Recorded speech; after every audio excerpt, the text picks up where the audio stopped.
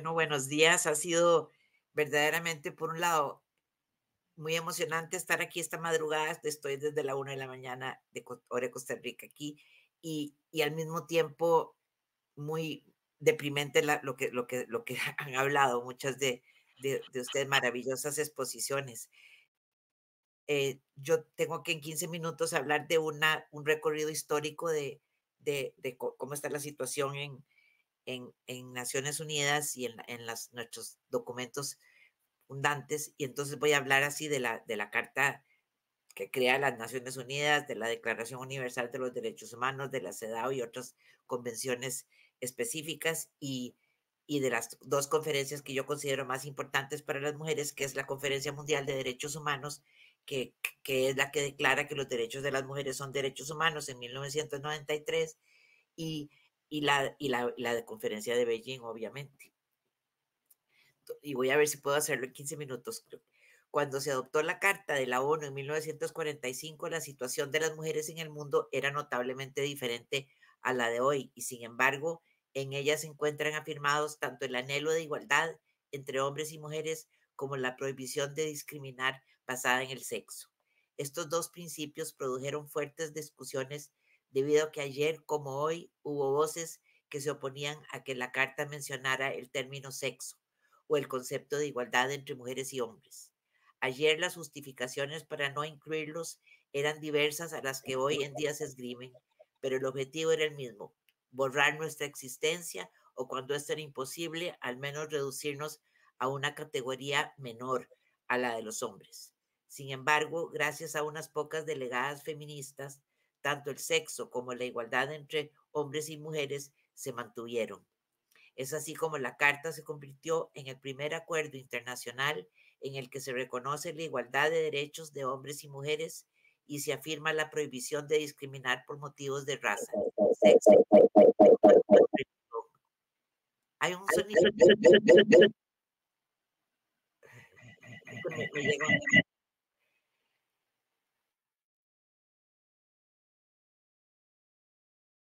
Están incluidos en el derecho internacional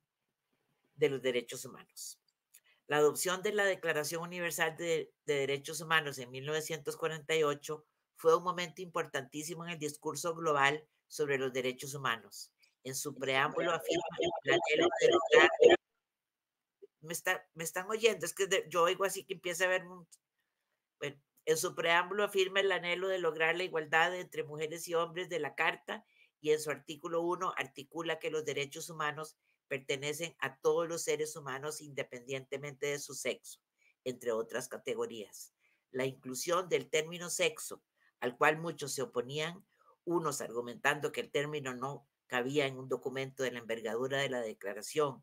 y otros arguyendo que los hombres y mujeres eran diferentes y jamás podrían ser iguales, desconociendo así que el principio de igualdad entre hombres y mujeres hace referencia a su igual derecho a tener derechos y no a su identidad. Otros arguían que si se incluía el principio de igualdad entre hombres y mujeres, no era necesario también incluir la prohibición de discriminar por sexo. De nuevo, como en el caso de la Carta, se logró que ambos principios se mantuvieran en la declaración. Menciono estas discusiones porque nos dan pistas para entender qué está detrás de la insistencia de los activistas queer de que se incluya en nuestra convención, la CEDAW, y todos los mecanismos, los poquitos que tenemos en Naciones Unidas, que se incluyan en nuestros mecanismos a las personas no binarias y las trans, debilitando o dejando sin sentido lo que las mujeres hemos conquistado a través de décadas de lucha. En los primeros años de la ONU, el enfoque en los derechos de las mujeres fue en gran medida dejado de lado a pesar de los principios de la Carta y la Declaración. Las discusiones giraban en torno a si con una o dos convenciones generales bastaba o si había que también tener convenciones específicas. Muchas personas insistían en que la naturaleza de las discriminaciones basadas en la raza, el sexo y otras categorías hacía que tener convenciones específicas a cada categoría era necesario por la realidad de la discriminación estructural y sistemática que enfrenta cada grupo que ha sido históricamente discriminado. A través de muchos debates y largas discusiones, se llegó al acuerdo de que en las convenciones específicas No se trataba de reflejar la percepción individual de cada miembro del grupo, cosa que sería imposible, sino de incluir protecciones en un contexto más amplio donde se reconociera que el grupo en cuestión había sido históricamente marginado, oprimido o discriminado en función de características específicas a ese grupo, como el sexo, la discapacidad, la raza, etc. Así se llegó a entender que como las convenciones específicas buscaban abordar estas desigualdades y proporcionar protección a quienes realmente enfrentan esas realidades, eran muy necesarias sin que esto negara la necesidad de convenciones generales o sobre temas específicos como la Convención sobre la Tortura, etc. Recordemos que la primera convención que se enfoca en un grupo específico cuyos miembros sufren una de las formas de discriminación de las que habla la Carta y la Declaración, la racial, fue la primera convención adoptada por la ONU en 1966, aún antes de las dos convenciones generales. Las convenciones específicas se crean con criterios específicos para la inclusión y la protección de los derechos de un grupo determinado. Por ejemplo, la Convención sobre los Derechos de las Personas con Discapacidad tiene definiciones y criterios claros para identificar quién califica como persona con discapacidad. Esto ayuda a asegurar que los recursos y las protecciones se dirijan a aquellos que en realidad lo necesitan porque realmente tienen una discapacidad. La identidad de una persona y su experiencia de discriminación son complejas y pueden ser influenciadas por muchos factores, incluyendo la cultura, el contexto social y las experiencias personales. La autopercepción es válida y puede ser un elemento importante en la forma en que una persona experimenta el mundo. Sin embargo, las convenciones específicas están diseñadas para abordar las experiencias colectivas de grupos que han sido históricamente vulnerados. Su objeto y fin tiene que ser la protección de los derechos de todas las personas que componen ese grupo, con la exclusión de quienes no están incluidos en ese grupo. Si se incluyera a personas sin discapacidad en la Convención sobre los Derechos de las Personas con Discapacidad, la convención no tendría sentido, pues habría perdido su objeto y su fin. Con respecto a las necesidades de las mujeres, a pesar de que se venía luchando por una convención que incluyera sus derechos específicos. Desde antes de la creación de la ONU se venía luchando eso desde la creación de la Liga de Naciones. Cuando se adoptó la Convención sobre la Eliminación de la Discriminación Racial, las mujeres no trataron de boicotearla o debilitarla, insistiendo en que la discriminación basada en la raza tenía que incluir la basada en el sexo. Al contrario, continuaron luchando por una convención propia, desarrollando teorías, conceptos y prácticas que la explicaban y la demostraban. Es una verdadera tragedia que los activistas de hoy en día luchan por los derechos de la que astutamente llaman población LGBTI más, en vez de luchar por sus propios espacios, convenciones y mecanismos o desarrollar sus propios conceptos. Y se han dedicado a destruir o debilitar aquellos que fueron creados para las mujeres dentro de la ONU y fuera de la ONU. A finales de los años 70, la Comisión de la Condición Jurídica y Social de la Mujer, que no había hecho nada significativo para el avance de los derechos humanos de las mujeres, se abocó a redactar nuestra convención, que como sabemos culminó en la adopción de la segunda convención específica de la ONU, la Convención sobre la Eliminación de todas las formas de discriminación contra la mujer, la CEDAW, un tratado histórico que abordó explícitamente la discriminación por sexo y delineó los derechos de las mujeres en diversas esferas, incluidas la política, la economía, la social y la cultural. La CEDAW no define explícitamente los términos mujer ni sexo, como tampoco están definidos en la Carta ni en la Declaración Universal, porque no se adivinó que un día esos términos serían cuestionados. Pero en realidad estas definiciones, aquí es la buena noticia, no son indispensables para defender su mantenimiento, ni sabemos, sí sabemos que el artículo 31 de la Convención de Viena sobre el derecho de los tratados establece que, entre comillas, aquí estoy citando el artículo 31, un tratado deberá interpretarse de buena fe, conforme al sentido corriente que haya de atribuirse a los términos del tratado en el contexto de estos y teniendo en cuenta su objeto y su fin. El mismo artículo también especifica que los estados deberán tener en cuenta, junto con el contexto en que se celebró el tratado, eso es muy importante, el contexto en que se celebró el tratado, cualesquiera normas pertinentes de derecho internacional aplicables en las relaciones entre las partes y toda práctica ulterior. Vemos así que dado que la referencia de la CEDAW a la prohibición de la discriminación basada en el sexo refleja la de la Carta y la de la Declaración y otros instrumentos anteriores a ella, la discriminación basada en el sexo se entiende como una discriminación basada en una categoría biológica objetiva, como se entendía sin cuestionamientos en el contexto en que fue redactada en 1945. Tras la adopción de la CEDAW, el Estatuto de Roma de la Corte Penal Internacional, en cuyas negociaciones participé como delegada de Costa Rica y como directora del Caucus de Mujeres por una Justicia de Género en la Corte Penal Internacional, definió el término género no como sinónimo de sexo o de mujer o de identidad de género,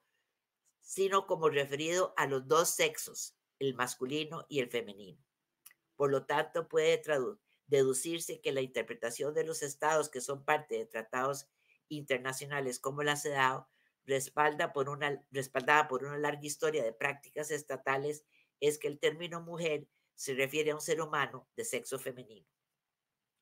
Así, aunque en la CEDAW no se define el término género, que ni siquiera está incluido en el texto de la convención,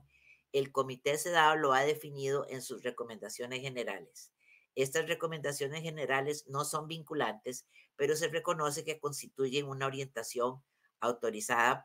para los estados parte. En la Recomendación General 28, el Comité CEDAW definió el término género como las identidades, los atributos y los papeles construidos socialmente para las mujeres y los hombres, y el significado social y cultural que la sociedad da a esas diferencias biológicas y que da lugar a las relaciones jerárquicas entre mujeres y hombres. Esta interpretación de la palabra género aclara que el término no debe equipararse al de mujer ni al de sexo, pero que definitivamente tiene relación con el sexo y con la desigualdad entre mujeres y hombres. También queda claro que el Comité de la CEDAW no equiparó a una persona que puede identificarse como mujer con alguien que es mujer, pues en el entender del comité, las personas que se identifican como mujeres sin serlo requieren una protección específica. En síntesis, la CEDAW marcó un punto de inflexión en el discurso global sobre los derechos de las mujeres. Proporcionó un marco integral para comprender y combatir la discriminación contra las mujeres, instando a los estados a tomar medidas adecuadas para eliminar dicha discriminación.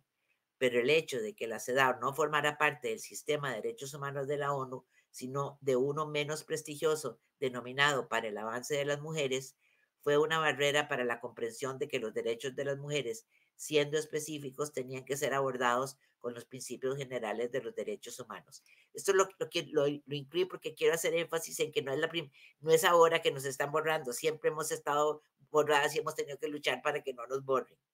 Además de la CEDAW, varias conferencias y declaraciones internacionales han reforzado el compromiso con la igualdad entre hombres y mujeres. Por ejemplo, la Conferencia Mundial de Derechos Humanos de 1993 reafirmó que los derechos de las mujeres son derechos humanos, a pesar de que muchas delegaciones se oponían a ello, argumentando que los derechos humanos ya establecidos eran suficientes para cubrir las necesidades de las mujeres sin necesidad de nombrarlas ni crear mecanismos ni instrumentos específicos. Pero las voces de las mujeres lograron ser oídas y así se estableció que las mujeres, como humanas que somos, necesitamos también derechos específicos. La experiencia estaba demostrando que la discriminación basada en el sexo era muy real y objetiva. Esa conferencia logró que años después la CEDAW se integrara al sistema de derechos humanos de la ONU, lo cual enriqueció tanto la interpretación y comprensión de la CEDAW como las de las otras convenciones específicas. 2 años más tarde, la Declaración y Plataforma de Acción de Beijing de 1995, adoptada en la Cuarta Conferencia Mundial sobre la Mujer, estableció una agenda integral para implementar la CEDAW que ya era jurídicamente vinculante para una gran mayoría de estados que la habían ratificado y así avanzar en el respeto a los derechos humanos de las mujeres a nivel global.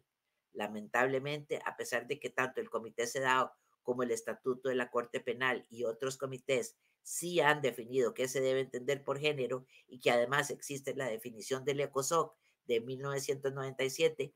de lo que se debe entender por transversalización de la perspectiva de género, que es una obligación que tienen los estados, aprovechándose de que existe la idea generalizada de que el término género nunca fue definido, los transactivistas pretenden que el término se refiere a un sentimiento que cada persona lleva muy dentro de sí, sin que tenga nada que ver con el sexo con el que se nace, todo lo cual ha confundido el objeto y fin del sedado para muchas personas. Los desafíos contemporáneos. A pesar de muchos avances, siguen existiendo desafíos significativos en la lucha contra la discriminación basada en el sexo y la promoción de los derechos de las mujeres. La implementación de la CEDAW y otros acuerdos internacionales han sido inconsistentes, con muchos países que ni siquiera intentan lograr la igualdad entre hombres y mujeres en sus leyes y políticas nacionales. Es más, que ni entienden que la igualdad no significa tratar a las mujeres como ya tratan a los hombres, porque el principio de igualdad entre mujeres y hombres existe precisamente porque se reconoce que hombres y mujeres somos diferentes.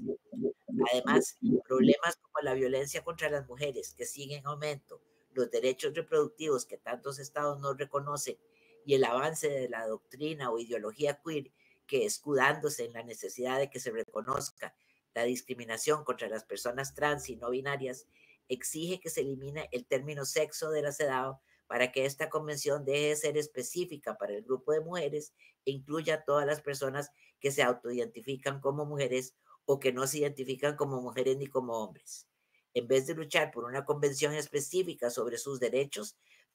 sobre los derechos de las personas de esa población, como lo hicieron las mujeres, los pueblos indígenas, las y los migrantes, las personas con discapacidad y otros grupos discriminados que tienen sus convenciones específicas. Pretenden que la CEDAW los incluya sin darse cuenta que al hacerlo ya no sería una convención específica para las mujeres, pues al no tener claridad sobre su objeto y fin, tampoco podría proteger a quienes